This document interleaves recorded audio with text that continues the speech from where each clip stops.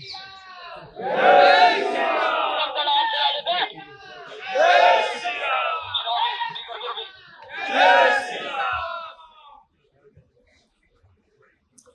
श्रद्धेय स्वामी दयानंद जी महाराज, परम श्रद्धेय स्वामी राम गोपाल दास जी महाराज, मंच पर तथा मंच के नीचे उपस्थित सभी परम श्रद्धेय संत वृंद, नागरिक सज्जन, माता भगिनी,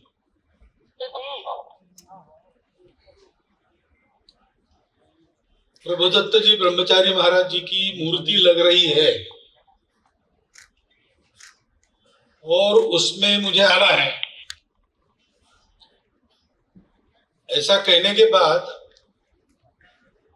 ना तो मेरे मुंह से निकली ही नहीं, क्योंकि बस नारे मत, नारे का विषय नहीं है। बात है कि मैंने तो प्रभुदत्त जी को देखा नहीं है, सुना है उनके बारे में, परंतु मैं ये जानता हूं, उसका वर्णन भी हुआ है। पूजनीय गुरुजी भी आध्यात्मिक क्षेत्र में एक अधिकार संपन्न पुरुष थे।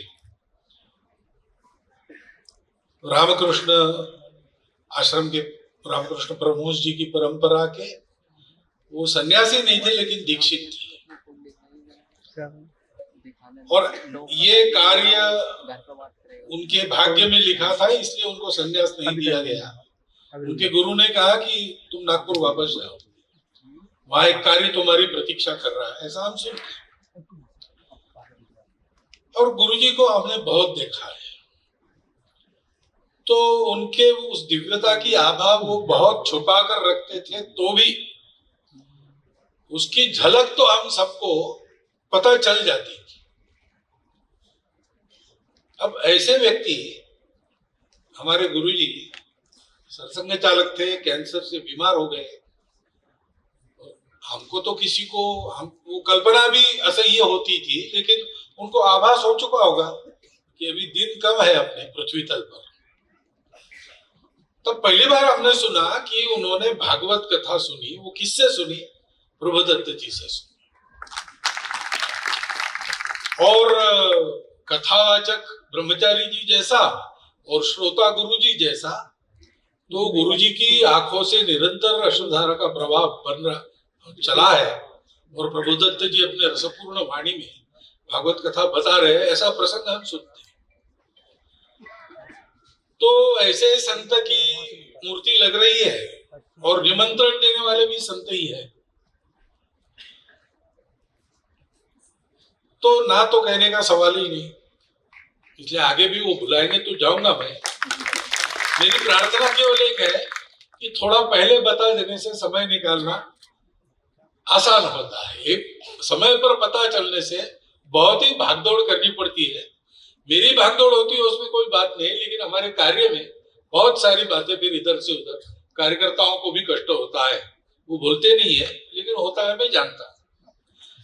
तो मार्च में पता चले तो अगले जून तक के कार्यक्रमों की कोई तारीख निकल सकती है। ऐसा अभी का संघ के कार्य का व्याप होने के कारण व्यस्तता है। खैर वो बात अलग है। दूसरी बात है कि यद्यपि महाराज जी के कहने के अनुसार ब्रह्मचारी जी की इच्छा थी कि मूर्ति लगेगी तो अनावरण सरसंघ चालक करेंगे,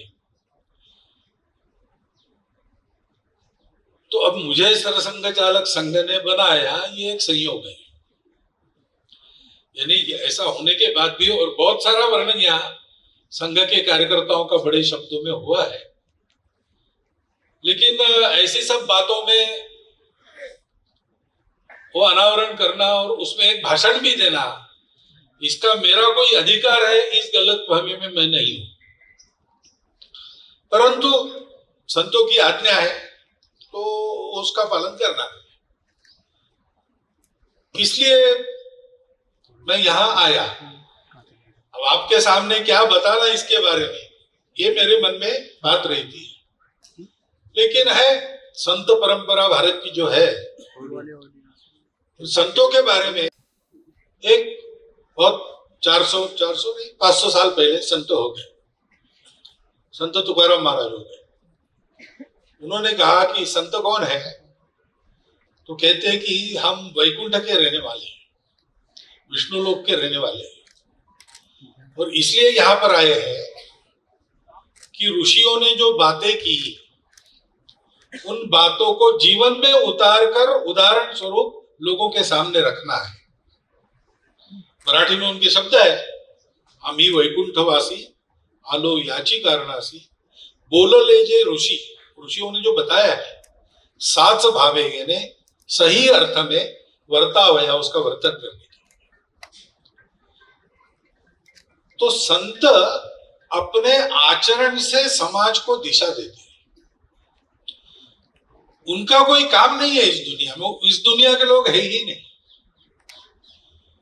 और देह धारण करके इस दुनिया में जीवन जीना, खाना पीना, ये सब है ही नहीं उनके लिए। वास्तव में वहां के आनंद से यहाँ पर उतरना उनके लिए कष्ट का ही काम होगा, परंतु लोगों के कल्याण के लिए वो बार बार ये करते रहते हैं। और इसलिए अपने यहाँ पर ये संतों की परंपरा है। तुकाराम महाराज के पहले और 200 साल ज्ञानेश्वर महाराज हो गए, तो उन्होंने एक भगवद गीता पर पहली मराठी भाषा में टीका लिखी, ज्ञानेश्वरी उसका नाम है, आजकल हिंदी में भी उपलब्ध है।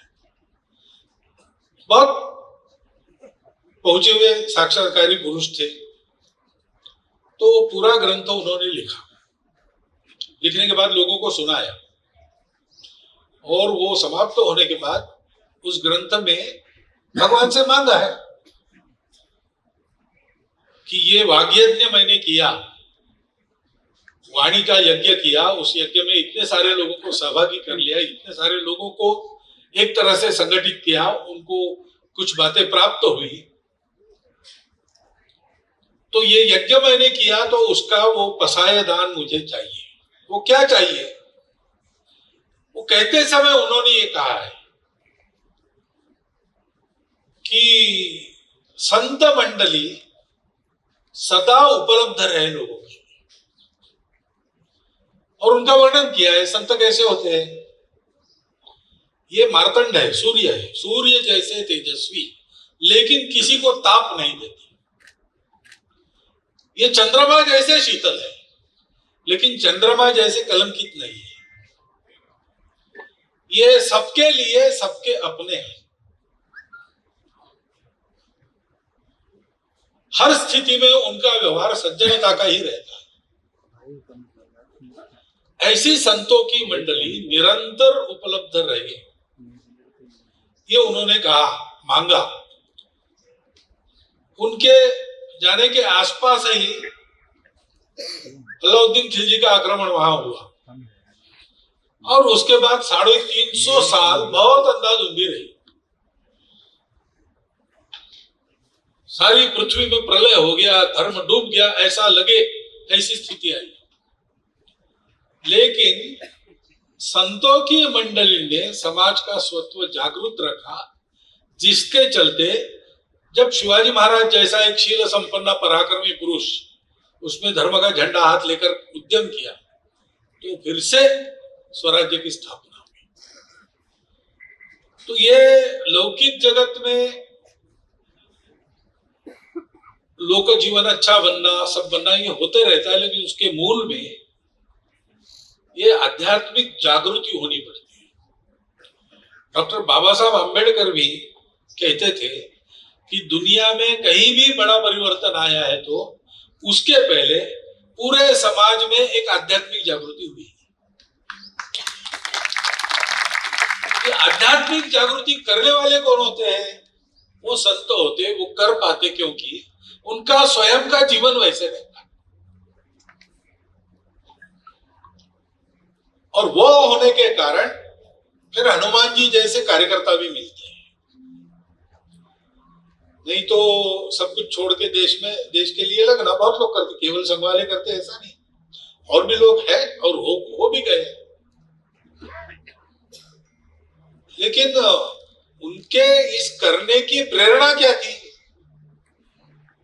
वो प्रेरणा, ये मेरा देश है, ये मेरा धर्म है, ये मेरी संस्कृति है, मेरा समाज है, अपनत्व। और संतों का पहला विशेष है वो अपनत्व ही काटते हैं। संतों का कोई पर्याय नहीं था। ब्रह्मचारी जी और नेहरू जी के खिलाफ चुनाव लड़े, लेकिन नेहरू जी के और उनके संबंध बिगड़े ऐसा नहीं। सदा उन्होंने चुनाव में भी क्यों लड़े, उनको लड़ने का शौक नहीं था। जब कोई देश धर्म की बात है तो वो लौकिक आंदोलन में भी उतर, जो उन्होंने गौ रक्षा के लिए भी आंदोलन किया, उपोषण किया, यानी मध्यस्थी करके उनको परावृत्त नहीं किया जाता तो प्राणों का संकट था, यहां तक चले गए। हमेशा समाज के हित के कार्यों में संतों को लौकिक जीवन से कुछ लेना देना नहीं, तो भी वो उसमें आते हैं, लोगों को बताते हैं, लेकिन वो उसमें लिप्त नहीं होते। ये सब करके हुए भी प्रभुदत्त जी की जब नाम लेते हैं उनका, तो किसी के मन में लीडर ऐसी प्रतिमा नहीं आती, समाज सेवक कार्यकर्ता ऐसी प्रतिमा नहीं आती। प्रभुदत्त जी ब्रह्मचारी कौन थे भाई? एक बड़े संत थे, ऐसा ही सब लोग। क्योंकि हम लोग भी करते हैं ना, अब यहाँ राजनेता लोग बैठे हैं, संघ के कार्यकर्ता बैठे हैं, हम लोग भी समाज के लिए काम करते हैं, और भी है सभी बिरादरियों के जो प्रमुख मुखिया लोग बैठे हैं, वो भी अपने समाज के लिए काम करती ही। लेकिन ये करते समय अपनेपन के भाव से केवल अपने लोगों के लिए काम करना, और उसके साथ फिर काम करेंगे तो कुछ नाम भी होगा। संघ ने मैंने संघ में काम किया, संघ ने मुझे यहाँ बिठाया, तो इसका फलस्वरूप नाम भी होता है, फिर पद भी मिलते हैं। लेकिन इसके मोह में न फंसते हुए काम करना, जैसे हनुमान जी ने किया, सब कुछ किया, और जब प्राइज डिस्ट्रीब्यूशन हुआ अयोध्या में, सबको कुछ न कुछ दिया गया, तब ये पीछे थे, उनको खोजवाया गया, लाया। सीता जी ने कहा प्रभु को, अरे इनको आप भूल गए। तो रामचंद्र जी कुछ बोल नहीं रहे, नीचे देख रहे, और सीता जी को रहा नहीं गया, उन्होंने ही बुलवाया और अपनी माला दे दी। तो हनुमान जी वो तोड़कर देखने के लिए, इसमें राम है क्या? ऐसी आख्यायिका है। लेकिन मैंने ऐसा सुना है कि वाल्मीकि रामायण में ऐसा है कि हनुमान जी ने उस माला को सदर सीता जी को वापस कर दिया और पीछे मुड़कर जाने लगे। तो अभी तक मुख नीचे करके जो राम जी बैठे थे, वो खड़े होकर अपने सिंहासन से उतरकर उनके पीछे गए और आवाज दिया हनुमान, तो वो पीछे मुड़ गए। तो उन्होंने कहा कि तुमने जो एक एक उपकार हम पर किया है, उसको वापिस करने के लिए हम यहाँ भरत लक्ष्मण शत्रुघ्न सीता जी सहित हम जो 15 कुटुंबी यहाँ पर है, उनका जीवन भर का 15 लोगों का पुण्य दिया तो भी तुम्हारे एक उपकार से भी हम पूर्ण नहीं हो सकते। मुझे तुमको देने के लिए मेरे पास कुछ नहीं। इतनी निष्प्रहता से काम करना, ये हनुमान जी का आदर्श है। सभी संतों के जीवन में यही मिलता है। अब हम इतने पराकोटि के निष्प्रह हो सकते हैं क्या, पता नहीं, लेकिन हो क्यों नहीं सकते? करनी करे नर तो नर का नारायण बन जाए, ये अपनी अमान्यता है। तो हम वैसे होंगे कि नहीं ये पता नहीं, लेकिन उस दिशा में कदम कदम डालते रहेंगे तो एक दिन बनेंगे। इस जन्म में नहीं, अगले जन्म में बनेंगे। हमारी परंपरा में संत यही सारी बातें बताते हैं और वो हमको प्रेरित करते हैं कि अच्छाई का रास्ता कठिन है और बहुत अच्छा भगवान जैसे बन जाना, ये तुम इस जन्म में कर सकोगे कि नहीं पता नहीं, लेकिन एक एक कदम डालते जाओ तो किसी न किसी जन्म में ये बात तुमको साध्य होगी। और ये अपना काम नहीं ऐसा मानकर तुम उल्टा चलोगे तो कभी कीचड़ से बाहर नहीं आओगे। ये बताने की जरूरत होती है, क्योंकि हम लोग सामान्य हैं, हम मनुष्य है, इसलिए अच्छा ही सोचते हैं। इच्छा तो अपनी अच्छी ही रहती है, परंतु प्रत्यक्ष प्रयास करने में हम लोगों को कष्टों का डर लगता है, संकटों का डर लगता है, मोह आकर्षण लुभाते हैं। तो संतों की उपस्थिति है तब समाज में ये जो अलक्ष्मी है, अभी हमने लक्ष्मी पूजन किया ना, तो ये जो सारी बातें हैं सन्मार्ग से परावृत्त करने वाली अपने मन की, उसको अलक्ष्मी कहते हैं। और लक्ष्मी जी को पूजा करते हैं उस समय श्री सूक्त गाते हैं, उसमें ये कहा है कि अलक्ष्मी नाशयाम्यहम, क्रोध, मात्सर्य, अशुभमति,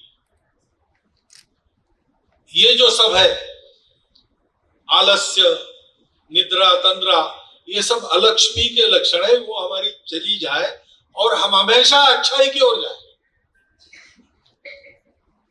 ये जो बात है, इससे राष्ट्र बनता है। जो महाराज जी ने बताया आपको कि राम का एक अर्थ राष्ट्र है, वो बिल्कुल सही बात है। राम मंदिर का आंदोलन भी मंदिर के नाते नहीं हुआ है, अपने राष्ट्र का कुछ स्वरूप है, उसके कुछ मूल्य है, उसकी कुछ पहचान है। उन मूल्यों के आधार पर जीवन कैसे जीना, इसके बारे में आदर्श हमारे कौन है? प्रभु राम है। हमारा धर्म प्राण राष्ट्र है, राम विग्रहवान धर्म है। उसकी समाज जीवन में स्थापना होनी चाहिए। उसके वो मानक है। जो राम को भगवान नहीं मानते, उनकी पूजा नहीं करते, लेकिन भारत के हैं, उनके लिए भी वो आदर्श है। पूर्वज तो अपने वो है ही, और इसलिए उस मंदिर का इतना बड़ा आंदोलन किया। प्रभुदत्त जी का जीवन सदैव उस मूल्य मर्यादा की समाज में स्थापना के लिए हुआ। इसलिए सिविक जो बताई गई बात, सिविक डिसिप्लिन, वास्तव में वो राम की भक्ति है। एक राम, आत्मा राम के नाते हम उसकी पूजा करते हैं, मूर्ति के माध्यम से उसी राम की पूजा करते हैं। बड़ा सुंदर वो गीत है उसमें, धन्य जिसने ध्यान धर भ्रू मध्य में देखा, अयोध्या है मस्तक तिलक, भक्त की मस्तक तिलक रेखा, नवद्वारा पुरी जिसका पतित पावन राम, सुमति सीताराम। ये राम का एक वर्णन है आत्मा के रूप में। नवद्वारा पुरी के राजा अंदर बैठे और उनको पाने से सब दोष निकल जाते हैं। दूसरा वर्णन वाल्मीकि रामायण पढ़ते, तरह तरह तुलसी रामायण पढ़ते तो दशरथ नंदन राम के जीवन चरित्र का वहां से भी हमको और धर्म मर्यादा मिलती है, अपने कर्तव्य का बोध होता है। परंतु प्रत्यक्ष राम के जीवन में अपनों को त्याग कर भी, अपने हित को भूल कर भी, उसका नुकसान होने देते हुए भी लोगों के हित में सारे काम उन्होंने किए हैं।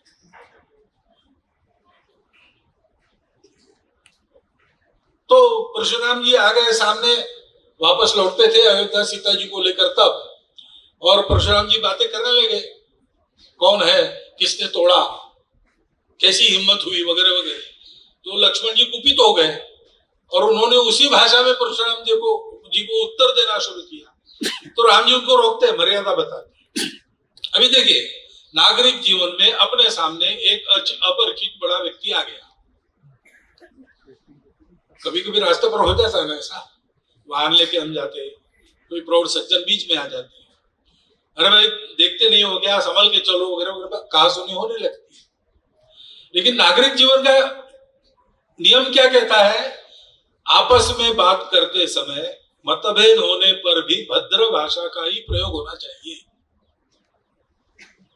राम जी समझाते लक्ष्मण जी को, और खुद होकर परशुराम जी से बात करके उनका गुस्सा ठंडा करते। छोटी छोटी ऐसी अनेक बातें हैं। देश का जीवन अच्छा चले, इसलिए हमने कैसा चलना चाहिए, ये सारी बातें जो है वो ग्रंथों से हमारे तक लाने वाले, वाणी से भी और अपने आचरण से भी संतों होते हैं। इसलिए संतों का हमेशा मान, इसलिए संत हमेशा श्रद्धेय है। और अगर संतों का कहा हम कर सकते हैं तो उसके जैसा कोई दूसरा पुण्य नहीं, क्योंकि संतों के आज्ञा पालन से वहां पुण्य में क्या जमा होती होगी पता नहीं, यहाँ हमारा जीवन अच्छा हो, ये तो प्रत्यक्ष है। इसलिए ऐसे एक महान संत की, जिन्होंने जीवन भर इसका आचरण किया है, लौकिक जीवन से बिल्कुल लेना देना न होने पर भी अपनों के लिए जिन्होंने और कुछ बातें जी के बताई, वाणी से भी बताई, और वो प्रत्यक्ष हो समाज जीवन में, इसके लिए जैसे महाभारत युद्ध में प्रतिज्ञा तोड़ के भी श्रीकृष्ण चक्र लेकर हाथ में दौड़े, प्रतिज्ञा भंग का दोष लेकर भी, वैसे अपने विरक्त जीवन से बाहर आकर भी उन्होंने समाज के क्रियाकलापों में भाग लिया। ऐसे संत की मूर्ति अपने परिसर में बैठी है। मेरा तो ठीक है, मुझे बताया गया, मैंने अपना काम कर दिया, लेकिन ये मूर्ति यहाँ बैठी तो हम सबकी एक जिम्मेवारी होती है। एक तो जिस कार्य के चलते यह मूर्ति यहाँ पर आ गई, यहाँ पर बस गई, ऐसी मूर्ति बसाने का काम जो कार्य करता है, जो काम करते हैं समाज में, ऐसे सारे संगठन संस्थाएं समाज के द्वारा सुरक्षा के योग्य होते हैं। तो इस संस्थान के भले की चिंता हम सब लोगों को करनी है। दूसरी बात यह है कि ये मूर्ति यहां पर बैठी, तो इस मूर्ति का अर्थ जिन संस्कारों से है, जिस सामूहिक जीवन से है, जिस परस्पर सद्भावना से है। अनेक लोग यहाँ है, अनेक जात बिरादरी सब है, लेकिन सदियों से एक समाज, एक राष्ट्र बनकर हम चल रहे हैं। किस बल पर चलते हैं? हमको जोड़ने वाली क्या है? हमको जोड़ने वाली आपस की सद्भावना है।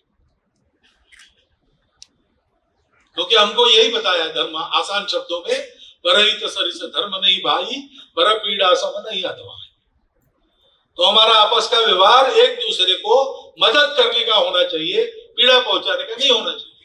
एक दूसरे को जोड़ने का होना चाहिए, एक दूसरे को तोड़ने का नहीं होना चाहिए।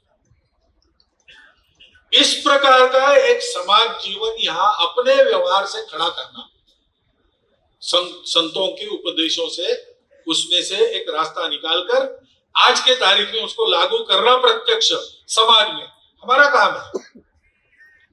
तो उन संस्कारों को समाज में प्रचलित करने की जिम्मेवारी भी उपस्थित आप सब लोगों को लेनी चाहिए।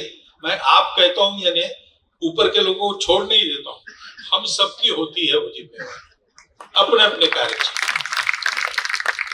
तो मैं समझता हूं कि आज मूर्ति की स्थापना हो गई, लेकिन वो स्थापित असली अर्थ में तब होगी जब इन संस्कारों का संपूर्ण चित्र हम समाज में यहाँ उपस्थित करेंगे, भले ही उसके लिए कुछ साल लग जाए।